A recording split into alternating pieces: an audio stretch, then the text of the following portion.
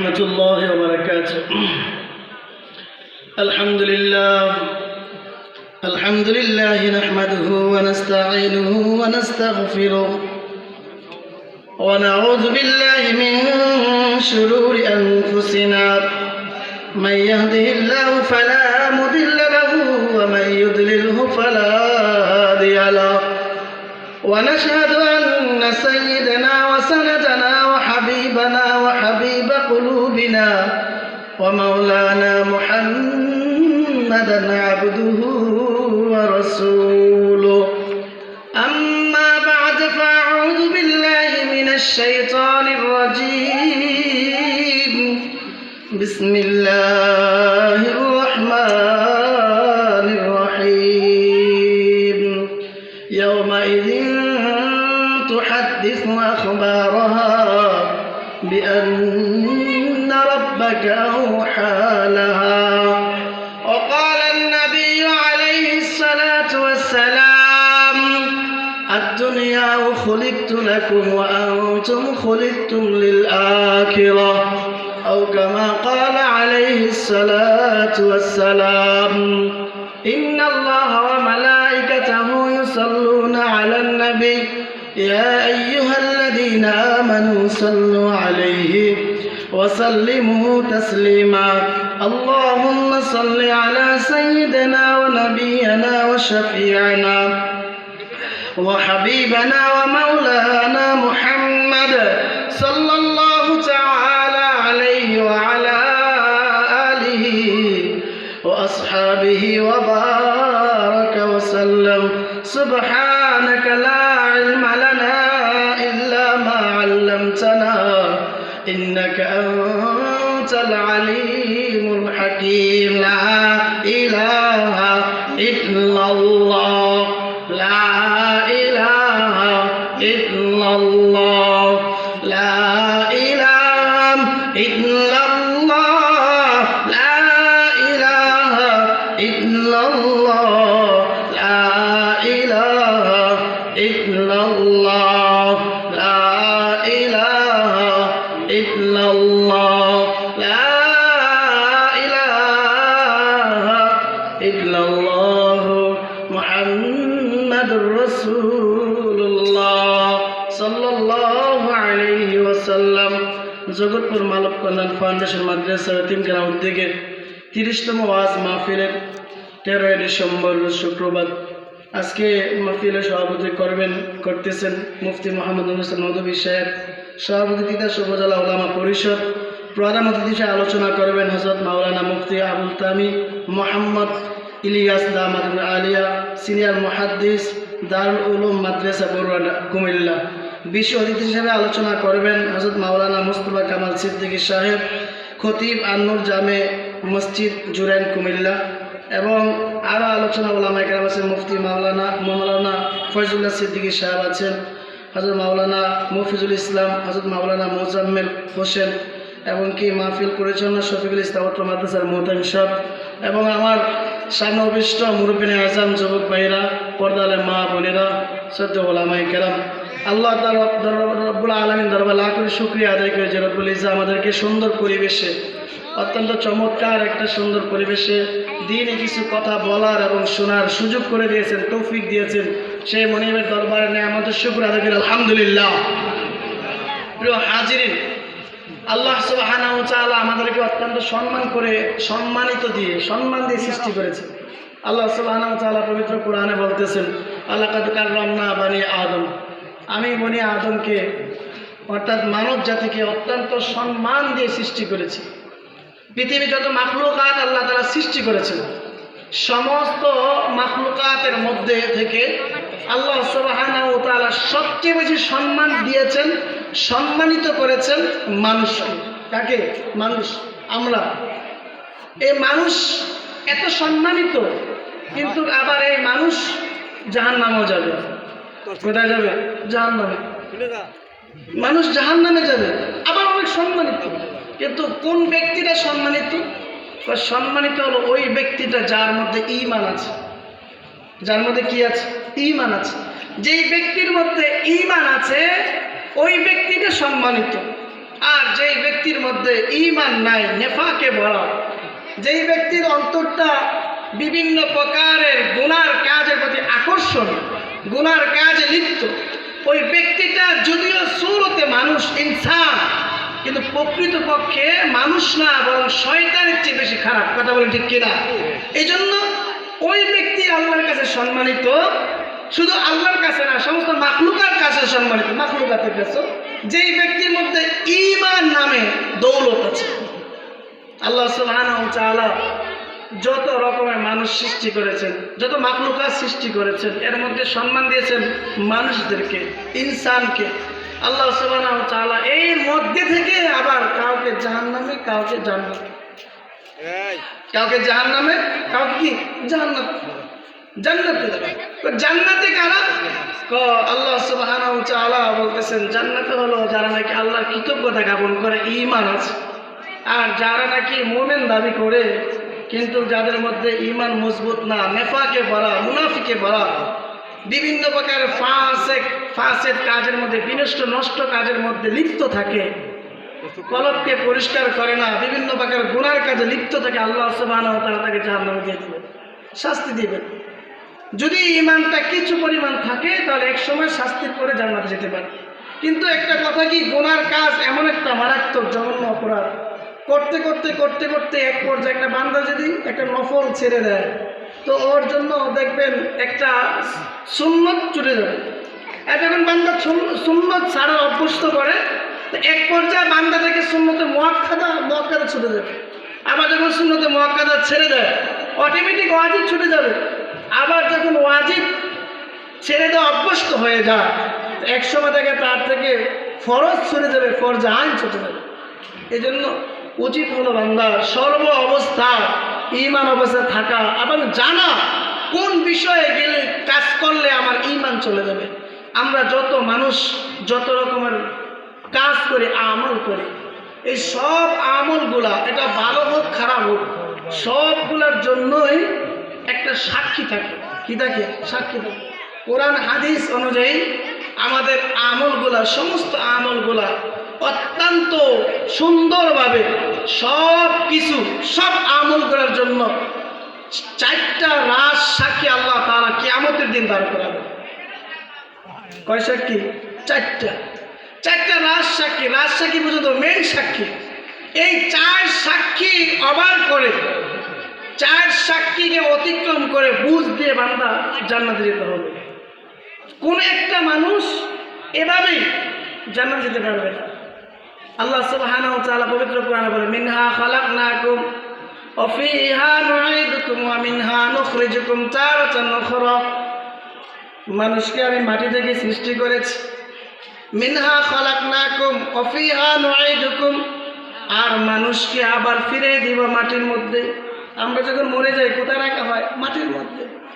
ওয়া মিনহা নুখরিজুকুম তারাতান উখরা, আর এই মাটি থেকে আমি পুনরায় মানুষকে জীবিত করে ওঠাবো। যখন নাকি আল্লাহ সুবহানাহু ওয়া তাআলার ইচ্ছা হবে কিয়ামত ঘটিত হয়ে যাবে, তখন প্রত্যেকটা মানুষ তার জায়গা থেকে উঠবে। আল্লাহ সুবহানাহু ওয়া তাআলা সূরাতুল জিলজালা বলতেছেন, ইযা যুলজিলাতিল আরদু জিলজালাহা ওয়া আখরাজাতিল আরদু আসকালাহা ওয়া ক্বালাল ইনসানু মা লাহা। আল্লাহ সুবহানাহু ওয়া তাআলা পবিত্র কোরআনে বলেন, যখন নাকি পৃথিবী একেবারে তার ইচ্ছা আল্লাহর আদেশ যখন প্রকম্পিত হয়ে যাবে, ইযা যুলজিলাতিল আরদু জিলজালাহা ওয়া আখরাজাতিল আরদু আসকালাহা, আর পৃথিবীর বোঝা তথা কবরের মধ্যে যত মানুষ থাকবে সবগুলোকে সে বের করে দেবে। ওয়া ক্বালাল ইনসান মা লাহা, আর মানুষগুলো আফসোস করে বলবে কি হলো, কি হচ্ছে, কিছুই বুঝতে পারবে না মানুষগুলা। ওয়া ক্বালাল ইনসানু মা লাহা, সেই দিন সর্বপ্রথম সাক্ষী হবে আমার সমস্ত কাজের কর্মের জমিন, মাটি। এই জমিন আমার আপনার বিরুদ্ধে সাক্ষী দিবে। জমিন সেই দিন আমার আপনার বিরুদ্ধে সব কিছু খুলে বলে ফেলবে। ইয়াউমাইদিন তুহাদ্দিসু আখবারহা, জমিনের মধ্যে হেঁটে হেঁটে কি রকমের গুনাহ করেছি, কি রকমের নেকের কাজ করছি, সব কিছু জমিন সেখানে বলে দেবে। মানুষ আফসোস করে বলতে থাকবে, হায় হায় জমিন, তুমি যে সব কিছু খুলে আল্লাহর কাছে সাক্ষী দিয়ে বলে দিতেছো। তো যখন জমিন বলবে ইন্না রাব্বাকা আওহা লাহা, কারণ হলো আমার আল্লাহ, আমার রব বলেছে সব কিছু তোমাদের কাজকর্ম খুলে বলে দিতে। সব কিছু জমিন খুলে বলে দিবে, বান্দা জমিনের উপরে কি নেকের কাজ করছে, বান্দা জমিনের উপরে কি গুনার কাজ করছে, সব কিছু ওই জমিন সর্বপ্রথম সাক্ষী হয়ে দাঁড়াবে জমিনের মধ্যে আমাদের বিরুদ্ধে। প্রিয় হাজিরিন, বলেন আমরা তো জমিনের উপরেই তো সব গুনাহ করি, ঠিক কি না? হ্যাঁ, কত রকমের গুনাহ জমিনের মধ্যে থেকে থেকে করতেছি। জমিন থেকে যদি ফসল বন্ধ হয়ে যাইতো তাহলে কিন্তু আমরা আহার করতে পারতাম না। কখনো তো জমিন তার ফসল বন্ধ করলো না। আমাদের অপরাধের কারণে মাঝে মাঝে জমিন আল্লাহর কাছে শিকায়ত করে বলে, আল্লাহ আল্লাহ তোমার যদি আদেশ পাই বান্দাকে একেবারে চাপা দিয়ে দেব। আল্লাহ বলেন, না জমিন একটু অপেক্ষা করো, একটু অপেক্ষা করো, বান্দা একটু ফিরে আসে কিনা। অপরাধের কারণে আল্লাহ সুবহানাহু ওয়া তাআলার কাছে জমিন পর্যন্ত মাঝে মাঝে শিকায়ত করে বসে। আমরা এত এত গুনাহ জমিনের মধ্যে করি, যেই গুনার কারণে মাঝে মাঝে জমিন থরথর করে কাঁপতে থাকে। কথা বলেন ঠিক কিনা? মাঝে মাঝে দেখবেন কিছু যুবক ছেলেরা আছে বিভিন্ন প্রকারের গান বাজনা ডেক সেট দিয়ে বাজায় কিনা। এদের গানের আওয়াজে মাটি থর থর করে কাঁপে, আছে কিনা? ওই যুবক ভাইয়েরা বুঝে না শরীয়তের মধ্যে গানকে হারাম করা হয়েছে। কোনো দিলওয়ালা ঈমানওয়ালা ব্যক্তি হারাম জিনিসকে হালাল বলতে পারে না। যদি কখনো কোনো ব্যক্তি শরীয়তের হারাম জিনিসকে হালাল মনে করে, ঈমান থাকবে না, ঈমান একেবারে চলে যাবে। কিন্তু এখন তো যুবকরা গানের মধ্যে ইয়ারফোন লাগাইয়া হেডফোন লাগাইয়া তারা বিভিন্ন প্রকারের গান শোনে। যুবকের সময়টা আকসার সময়টা মোবাইলের মধ্যে ব্যয় করতে থাকে গান শোনার মাধ্যমে। কথা বলেন ঠিক কিনা? প্রত্যেকটা ইনসানের মানুষের কাজকর্ম সব কিছুর জন্য জমিন সাক্ষী হয়ে দাঁড়াবে। সেই দিন কিন্তু কার রেহাই পাওয়া যাবে না। এই জন্য যুবক এখনো ফিরে আসার সময় আছে। আল্লাহর দিকে রুজু হও, তুবু ইলাল্লাহ আইয়ুহাল মুমিনুন, হে মুমিনরা সকলে আল্লাহর দিকে ফিরে আসো। যদি আল্লাহর দিকে ফিরে আসো, আল্লাহর দিকে ফিরে এসে তওবা করো, আল্লাহ জীবনের গুনাহ মাফ করে দেবেন। কথা বলেন ঠিক কিনা? এই জন্য জমিন সর্বপ্রথম তার বিরুদ্ধে সাক্ষী দিবে। 1 নাম্বার সাক্ষী হবে জমিন, রাজ সাক্ষী হবে, বলবে বান্দা হেঁটে হেঁটে আমার জমিনের উপর দিয়ে সেই গুনার কাজ করছে। 2 নাম্বার সাক্ষী হয়ে যাবে ফেরেশতারা সাক্ষী দিবে। ফেরেশতারা বলবে, হ্যাঁ আমরা লিখে রেখেছি বান্দা এই কাজগুলা করছে। আল্লাহ সুবহানাহু ওয়া তাআলা বলেন, ওয়া ইন্না আলাইকুম লাহাফিজিন কিরামান কাতিবিন। আল্লাহ সুবহানাহু ওয়া তাআলার পক্ষ থেকে আমাদের জন্য ফেরেশতা নির্ধারণ করে রেখেছেন। ডান কাঁধে এক ফেরেশতা, বাম কাঁধে এক ফেরেশতা। ওই ফেরেশতা বান্দার সমস্ত নেক এবং বদগুলা লিখতে থাকে। কথা বলেন ঠিক কিনা? এমন না ফেরেশতা ঘুমায়, এমন না ফেরেশতা লেখা বাদ দিয়ে কোথাও ঘুরতে চলে যাও, না না না, তো তুমি যেখানে যাও ফেরেশতা সেখানে আছে। সাধারণত দেখবেন হসপিটালগুলো, মাদ্রাসাগুলো, বিভিন্ন প্রতিষ্ঠানগুলোর মধ্যে লেখা থাকে সিসি ক্যামেরা এই প্রতিষ্ঠান নিয়ন্ত্রিত। কথা বলেন ঠিক কিনা?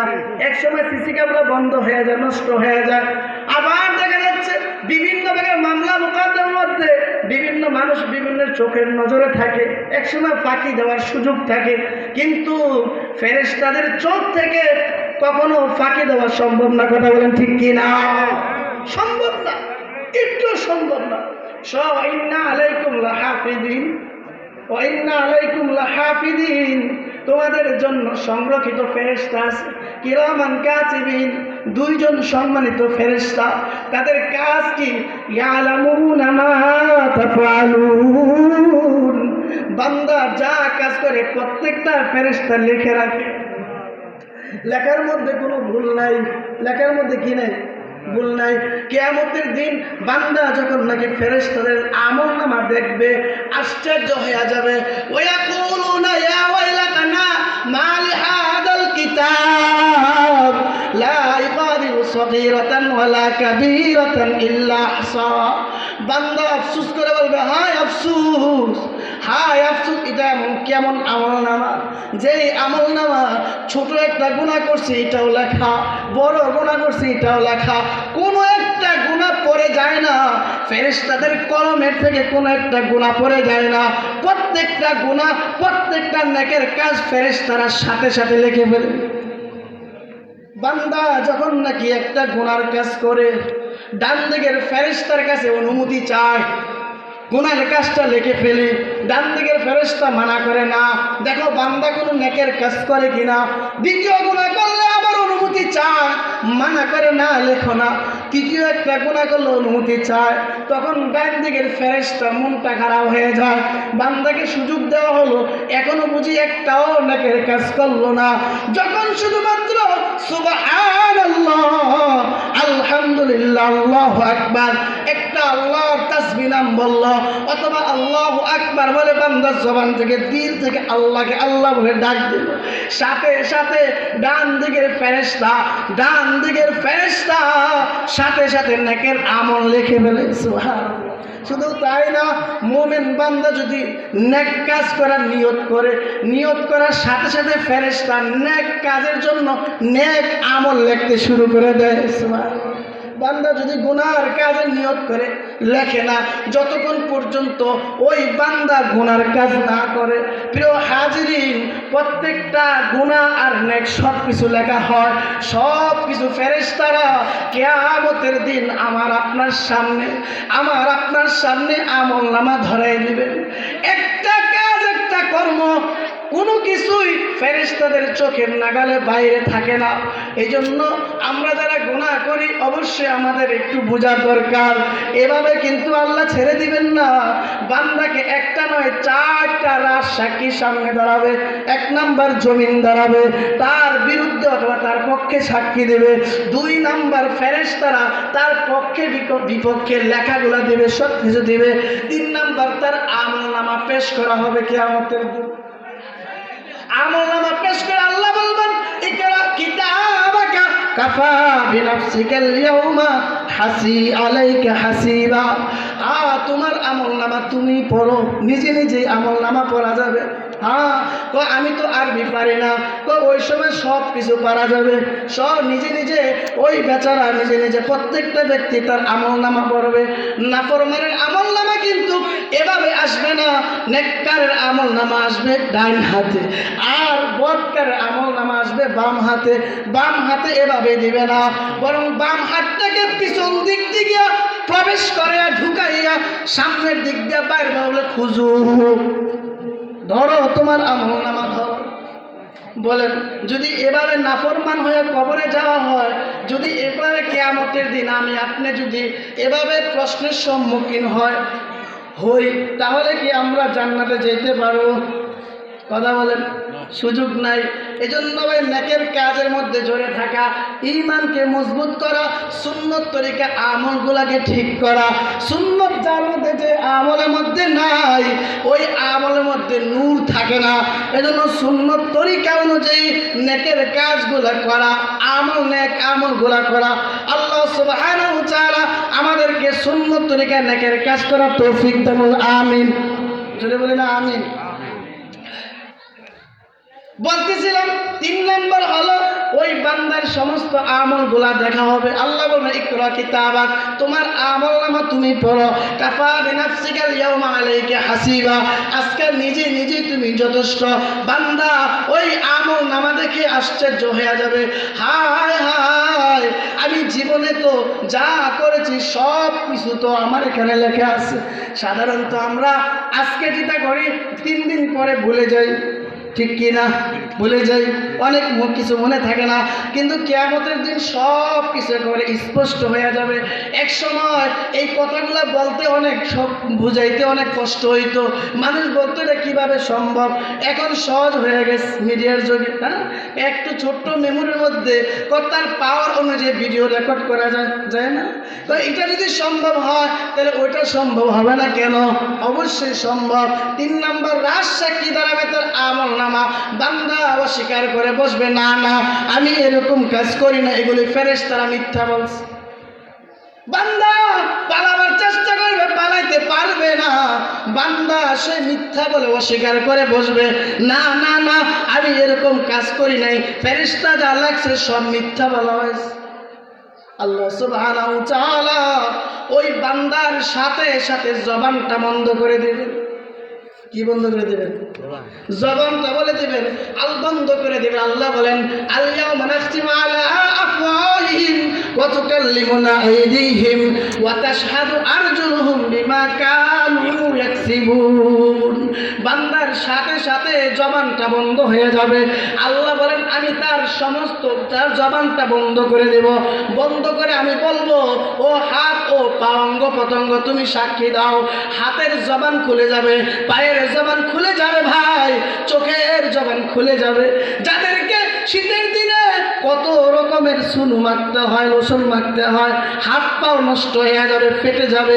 আজকে এই আমার কিয়ামতের দিন এই হাত আমার, এই পা, এই আমার চক্ষু, এই আমার অঙ্গ প্রত্যঙ্গ প্রত্যেকটা আমার বিরুদ্ধে এবং আমার পক্ষে সাক্ষী দিবে। সব জবান খুলে যাবে, বান্দার জবান মুখ বন্ধ হয়ে যাবে, কিছুই করতে পারবে না, কিছুই বলতে পারবে না। আফসোস করবে আর আফসোস করবে, হায় হায় জিন্দেগিটা কি করলাম। মনে রাখবেন ও মুসলমান, এই পরিমাণ গুনাহ করো যেই পরিমাণ তুমি শাস্তি ভোগ করতে সক্ষম। বলেন কবরের আযাব কি? কবরের আযাব কি গ্রহণ করা, ভোগ করা, সহ্য করা সম্ভব? হাসরের মধ্যে আল্লাহর আরশের নিচে যদি ছায়া না আসে, বান্দা সেখানে দাঁড়ায় থাকাটা কি সক্ষম? যেই সময় নাকি সমস্ত আম্বিয়া আলাইহিস সালাম ইয়া নাফসি ইয়া নাফসি বলে ডাকতে থাকবে, এমন এক কঠিন সময় আমাদের সামনে। মনে রাখবেন, কবর যার সাথে ভালো ব্যবহার করবে বাকিগুলো ভালো হবে। কবরে ভালো হওয়ার জন্য আমার দুনিয়াতে নেকের কাজ দরকার আছে কিনা? কথা বলেন, আছে কিনা? এই জন্য ওলামায়ে কেরামের কাছে যাওয়া, মাদ্রাসায় আসা, মসজিদে ইমামের কাছে যে আমি ওই আমার বিদ্যাগুলা যেইগুলা নামাজের মধ্যে ফরজ সেগুলি জানা ফরজ, যেগুলো ওয়াজিব সেগুলি জানা ওয়াজিব, যেগুলো সুন্নতে মুআক্কাদা সেগুলি সুন্নতে মুআক্কাদা। আমি যদি বলি আল্লাহর কাছে, আল্লাহ আমি এগুলি শিখি নাই, এই কথা বললে কি বাঁচা যাইব? হ্যাঁ, বাঁচা যাইব না? জগৎপুরের মানুষ দেখে ছেড়ে দেব, সম্ভব না।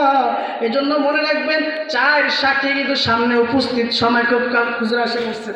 4 সাক্ষী, 1 নম্বর জমিন তার বিরুদ্ধে সাক্ষী দেবে, 2 নম্বর ফেরেশতারা সাক্ষী দেবে, 3 নম্বর তার আমল নামার সামনে উপস্থিত করা হবে, আর 4 নম্বর হলো যখন বান্দা অস্বীকার করবে তখন তার জবান বন্ধ হয়ে যাবে, অঙ্গ প্রত্যঙ্গ তার বিরুদ্ধে সাক্ষী দিবে। আল্লাহ সুবহানাহু ওয়া তাআলা আমাদেরকে বুঝবার তৌফিক দান করুন। এই জন্য ভাই আমরা গুনার কাছ থেকে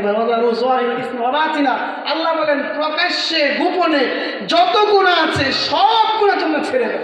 আমরা সাধারণত প্রকাশ্যে গুনাহ না করলেও গোপনে কিছু করি, কেউ মোবাইলে, কেউ অন্যভাবে, কেউ রাতের গভীর অন্ধকারে। না ভাই, কেউ দেখে না, দেখে কে? জবান বলে কে? দুনিয়ার কেউ না দেখলে আল্লাহ দেখে। এই জন্য ভাই আল্লাহর ভয় অন্তরে রাখতে হবে, আল্লাহর ভয় অন্তরে রাখলেই মুক্তি পাবো, নতুবা নাজাত পাওয়া যাবে না। আল্লাহ সুবহানাহু ওয়া তাআলা যে কয়েকটা কথা বললাম আমাদেরকে বুঝে আমল করা তৌফিক দান করুন, কলবে আল্লাহর ভয় নিয়ে দুনিয়া থেকে বিদায় নেওয়ার তৌফিক দান করুন। আমা তৌফিক ইল্লা বিল্লাহ। আসসালামু আলাইকুম ওয়া রাহমাতুল্লাহ।